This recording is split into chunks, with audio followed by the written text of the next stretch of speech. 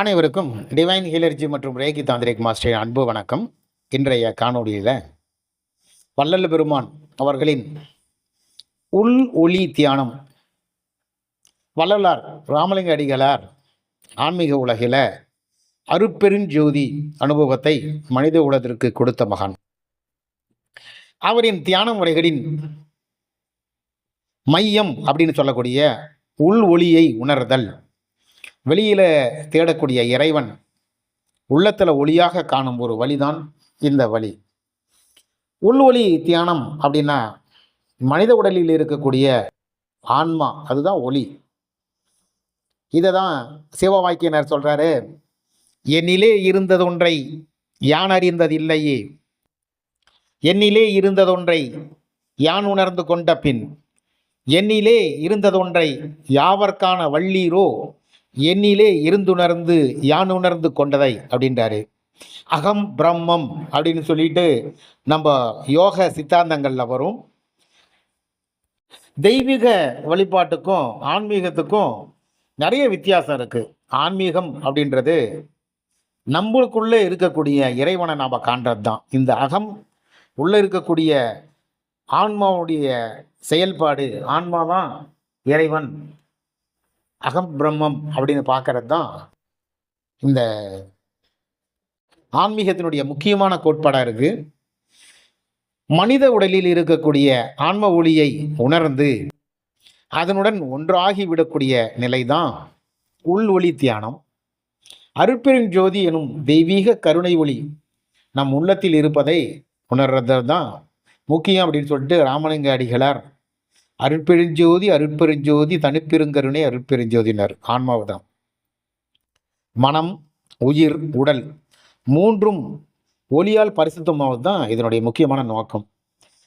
உள் ஒளி தியானம் செய்வது எப்படி அப்படின்னு சொன்னால், இடம் அமைதியான இடத்துல உட்காரணும், முதுகு நேராக இருக்க வேண்டும், கண்களை மெதுவாக, மிக மெதுவாக மூட வேண்டும். சுவாச கவனத்தை மெதுவாக ஆழ்ந்த மூச்சை இழுத்து விடுறது ஒரு 3 நிமிடங்கள், அப்ராக்சிமேட்டாக ஒரு 4 அல்லது 5 முறை நம்மளுடைய கவன சிதறல் ஆகாமல் இருக்கிறதுக்காக மெதுவாக மூச்சை இழுத்து விடணும். சுவாசத்தில் ஓட்டத்தை நாம் கொஞ்ச நேரம் கவனிக்கணும். இந்த நேரத்தில் இப்போ பார்த்தீங்கன்னா மனம் அமைதியாக இருக்கிறது உங்களால் பார்க்க முடியும். நெற்றிக்குடில் அப்படின்னு சொல்லக்கூடிய ஆஞ்ஞா மண்டலம், அதில் கவனம் செலுத்தணும். இது லலாடப்பூட்டு அப்படின்னு சித்தர்கள் சொல்லுவாங்க. நெற்றிக்கண், இந்த நெற்றி புருவத்துக்கு நடுவே ஒரு சிறிய ஒளிப்புள்ளி இருப்பதாக நீங்கள் கற்பனை செய்யுங்கள்.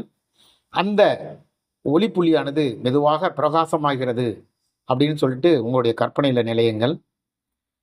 அருட்பெருஞ்சோதி மந்திரம் மெதுவாக உள்ளத்தில் சொல்லுங்கள். அருட்பெருஞ்சோதி அருட்பெருஞ்சோதி தனிப்பெருங்கருணை அருட்பெருஞ்சோதி அப்படின்னு சொல்லுங்கள். இல்லைனா உங்களுக்கு தெரிந்த மந்திரங்களை சொல்லுங்கள். நாராயணா அப்படின்னு சொன்னாலும் சரி, சிவமேனாலும் சரி, முருகானாலும் சரி, விநாயகரினாலும் சரி, அதை பற்றி இல்லை. சொல்லக்கூடிய மந்திரங்கள் என்னை மனதை நிலைநிறுத்துறதுக்காக தான் சொல்கிறது இந்த மந்திரங்கள். இந்த மந்திரம் ஒளியை விழிப்புடன் சக்தியாக கருத வேண்டும். இதுதான் முக்கியமான விஷயம். நீங்கள் சிவனை ஓம் நமச்சிவாயா அப்படின்னு சொன்னாலும் சரி, ஓம் நமோ நாராயணன் சொன்னாலும் சரி, எதை சொன்னாலும் உள்ளார்ந்த ஒரு நிலையோடு சொல்லும் பொழுது தான் அது பயன் கொடுத்ததாக இருக்கும். ஒளி விரிவடையும் நிலை ஏற்படும். அந்த ஒளி நெஞ்சில் பரவுகிறது, உடல் முழுதும் நிரம்புகிறது, பின்னர் அறை முழுதும் உலகம் முழுதும் பரவுகிறது அப்படின்னு உணர வேணும். இந்த தியானத்தினுடைய பலன்கள் அப்படின்னு பார்த்தா, முதல்ல ஏற்படுறது மன அமைதி, 2வது கோபம் பயம் குறையும், கருணை வளர்ச்சி ஆகும், உடல் நலம் மேம்பாடாகும், ஆன்மீக உணர்வு அதிகரிக்கும், உள் இருள் அகன்று தெளிவு ஏற்படும். இந்த தெளிவு ஏற்படுறதுனால தான் இந்த உலகத்துக்கும் நமக்கும் எந்த தொடர்பும் இல்லை அப்படின்னு அந்த தொடர்பு அறுக்கக்கூடிய தன்மை இந்த நிலையில தான் உருவாகுது. ஏன்னா சிவவாக்கியனர் தான் சொன்னார், செய்யதெங்கிலே இளநீர் சேர்ந்த காரணங்கள் போல் ஐயன் வந்து என்னுடன் புகுந்து கோயில் கொண்டனன், ஐயன் வந்து என்னுடன் புகுந்து கோயில் கொண்ட பின் வையகத்து மாந்திர முன்னர் வாய் திறப்பதே இல்லைனாரு. கடவுள் எனக்குள்ள ஐக்கியமான பின்னாடி நான் மனுஷருக்கு கிட்டலாம் அதிகமாக பேசுறதில்ல, வையகத்து மாந்திர முன்னர் வாய் திறந்து பேசுறதில்ல அப்படின்னு சொன்னார். அதனால் இந்த உடலுக்கும் இந்த உலகுக்கும் இருக்கக்கூடிய தொடர்புகள் துண்டிக்காகவும் இவ்வளோ அற்புதமான பலன்கள் கொடுக்கக்கூடியது தான் இந்த உள் ஒளி தியானம் அப்படின்றது. வள்ளலார் கூறியது ஒளி அப்படின்னா இறைவன், கருணை உயர்ந்த ஆன்மீகம், உயிர் எல்லாம் ஒன்றே. அவரினுடைய சன்மார்க்கம் ஜீவகாருண்யம், உயிர் கருணை என்பதையே அடிப்படையாக கொண்டது. இப்படிப்பட்ட மகா சக்தி வாய்ந்த இந்த வள்ளலாரினுடைய உள்ளொளி தியானத்தை நம்ம செய்யும் பொழுது நமக்கு ஆன்மீகத்தில் ஒரு வெற்றி ஏற்படும். இந்த உள்ளொளி தியானத்தை நீங்கள் அனுபவித்திருக்கிறீர்கள். இப்போது கேள்வி, உங்கள் மனநிலை மாறியிருக்கிறதா? சிறிய அமைதி வந்ததா? உள்ளே மெதுவாக ஒளி உணர்கிறதா? இது ஆரம்பம் மட்டுமே.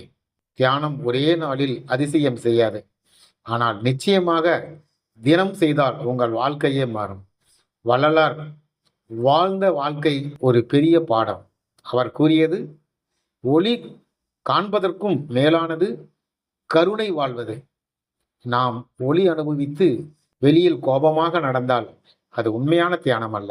உள்வொளி தெரிந்தவுடன் மற்ற உயிர்களை புண்படுத்த முடியாது. இந்த தியானத்தின் உண்மையான பலன் என்ன தெரியுமா? மனம் மென்மையாகிறது, உள்ளம் கருணையாகிறது, வாழ்க்கை எளிமையாகிறது.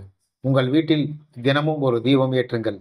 அதை பார்க்கும் பொழுது நினைவில் வைத்துக் கொள்ளுங்கள், இந்த ஒளி என் உள்ளத்திலும் இருக்கிறது அப்படின்னு. பசி பட்டவர்களுக்கு உணவு கொடுங்கள், துயரத்தில் இருப்பவர்களுக்கு ஆறுதல் கூறுங்கள். இதுவே உண்மையான உள்வொளி தியானம். நாம் உலகத்தை மாற்ற முடியுமா? முடியும். ஆனால் முதலில் நம் உள்ளத்தை மாற்ற வேண்டும். ஒரு மனிதன் ஒளியாக மாறினால் அவன் இருக்கும் இடம் ஒளியாகும். ஒரு குடும்பம் ஒளியாக மாறினால் அந்த வீடு சாந்தியாகும். ஒரு சமூகம் ஒளியாக மாறினால் அந்த நாடு கருணையாக நிரம்பும். இன்று நீங்கள் தொடங்கிய இந்த பயணம் உங்கள் வாழ்க்கையில் ஒரு திருப்பு முனையாக அமையட்டும் அப்படின்னு சொல்லுவாங்க. இப்படி நிறைய சன்மார்க்கங்கள் இருக்கு. இதே நிலையத்தான் சாலை ஆண்டவரும் சாகாக்கால் போகா பூனல் வேகா தலை இப்படின்னு சொல்லிட்டு சொல்கிறாங்க. ஏன்னா சாவே போ அப்படின்றது தான் முக்கியமான விஷயம். சாலை ஆண்டவனுடைய கொள்கைகளும் இந்த உள்ளொளி தியானத்து சம்மந்தப்பட்டது தான் அப்படின்னு சொல்லி இந்த பதிவை நிறைவு செய்தேன். இந்த பதிவு பிடிச்சிருந்தால் சப்ஸ்கிரைப் மற்றும் ஷேர் செய்யவும். நன்றி, வணக்கம்.